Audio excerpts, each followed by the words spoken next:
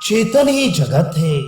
श्री वशिष्ठ जी कहते हैं, श्री राम ब्रह्म का स्वरूप सबसे सूक्ष्म है, इसलिए जो जो वस्तु जिस जिस रूप से अत्यंत अणु स्वरूप है वह उसी उसी रूप में सूक्ष्म भूत ब्रह्म वस्तु है। ऐसी दशा में ब्रह्म वस्तु ही सर्वत्र वर्तमान है। जैसे घटादि पदार्थ अगल बगल तथा ऊपर नीचे सर्वत्र मिट्टी ही है, उससे भिन्न नहीं। वैसे ही इस जगत को जिसने जिस रीत से परीक्षा करके देखा उसे वस्तुतः यह ब्रह्म स्वरूप ही दिख पड़ा। जैसे स्वर्ण के भूषण आदि सैकड़ों रूपों में परिवर्तित हो जाने पर भी उन रूपों में स्वर्णत्व ही वर्तमान रहता है, वे दूसरा कुछ नहीं हो जाता।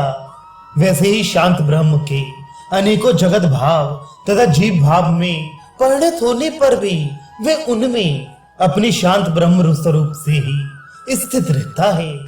राघव, जिस महात्मा पुरुष की दृष्टि में सारा विषय निराकार चेतन आकाश रूप ब्रह्म में प्रतीत होता है, उस मनोव्यापार शून्य योगी को किसी निमित्त से किसी पदार्थ की इच्छा कैसे उत्पन्न हो सकती है? जो पूर्णतया शांत तथा विशेष रूप से इच्छाओं से रहित हो गया है, उस सत्ता असत्ता अर्थात वैभव एवं दारिद्र्य को समान रूप से देखने वाले ज्ञानी की महिमा का आकलन करने में कौन समर्थ हो सकता है? जो विशुद्ध ज्ञान स्वरूप आत्म प्रकाश संपन्न और चिदाकाश रूप हो गए हैं, उनका ना कुछ बिगड़ता है और ना कुछ बनता है। किंतु जो अज्ञानी है, उसके मृत तृष्णा रूपी नदी के तट के समान भ्रांत आत्मा में जन्म मरण असत होते हुए भी भ्रमवश सत से प्रतीत होते हैं। जब उनकी सम्यक रूप से परीक्षा कर ली जाती है, तब ना तो भ्रांति रह जाती है, ना परीक्षक रहते हैं और ना जनन मरण का ही नामो निशान रह जाता है। उस समय केवल अविनाशी शांत ब्रह्म ही रह जाता है। जो मैं हूँ, जो तुम हो, जो इच्छाएं एवं दिशाएं हैं, जो क्रिया काल और आकाश आदि हैं तथा जो लोकालोक आदि पर्वत हैं, उन सब में शिव स्वरूप चिदाकाश ब्रह्म ही व्याप्त है।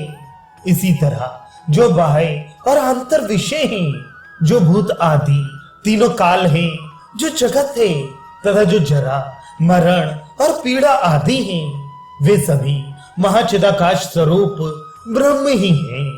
जो वासना रहित हो गया है, जिसे वर्तमान भोग नीरस मालूम देते हैं और भावी भोगों की जिसे इच्छा नहीं है, ऐसे साधक के लिए सत्शास्त्र के अतिरिक्त आत्म सुख की प्राप्ति का हेतु और क्या हो सकता है?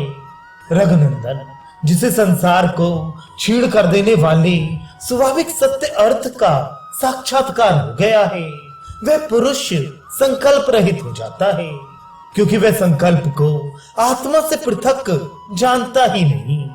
इसलिए ये संकल्प आभास असत है, जिसके आवरण क्षीण हो गए हैं और जिसकी सारी इच्छाएं शांत हो गई हैं। वह परमानंद रूपी अमृत से परिपूर्ण हो जाता है और निरतिशय आनंद स्वरूप ब्रह्म सत्ता से ही सुशोभित होता है।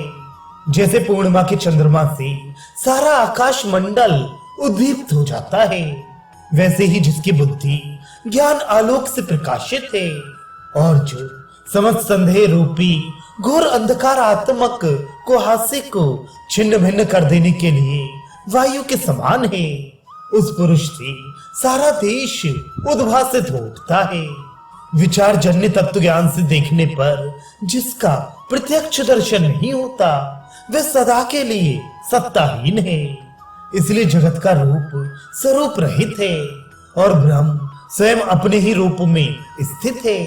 श्री राम, जैसे स्वप्न दृष्टा पुरुषों को स्वप्न सत्सा प्रतीत होता है, वैसे ही अज्ञानियों की दृष्टि में मेरा शरीर भी सत ही है, परंतु मेरी दृष्टि में वे निश्चय ही उसी प्रकार असत है। जैसे सुषुप्त पुरुष की दृष्टि में स्वप्न, उसके साथ जो मेरा व्यवहार होता है वह स्वस्वरूप स्थित पर ब्रह्म स्वरूप ही है। परंतु वे जो कुछ देखते हैं भले ही देखा करें, उनसे मेरा कोई प्रयोजन नहीं है। मैं अपने वशिष्ठ रूप में तो कुछ नहीं हूँ, किंतु स्वस्वरूप से परब्रह्म में स्थित हूँ।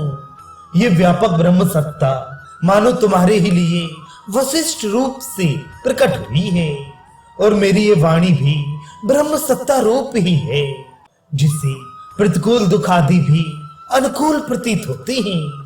उस शुद्ध ब्रह्म स्वरूप तत्वज्ञानी के हृदय में ना तो भोगों की इच्छा ही जागृत होती है और ना मोक्ष इच्छा ही। मनुष्यों का जो ये बंधन और मोक्ष का क्रम है, ये तो स्वभाव के ही अधीन है। ये संसार पीड़ा तो मोह के कारण ही उत्पन्न हुई है। कैसा आश्चर्य है जो गौ के खुर में सागर का भ्रम हो रहा है। जब जब ज्ञान रूप सूर्य अपने पूर्ण प्रकाश से स्थित होता है, तब तब भोग रूपी अंधकार का नाश हो जाता है, और उसका अस्तित्व रहते हुए भी वह अनुभव में नहीं आता।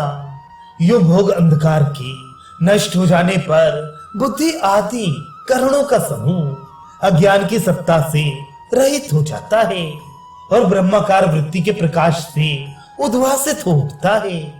इसलिए वे दीपक के प्रकाश की तरह ब्रह्मभूत होकर चारों ओर भासित होने लगता है।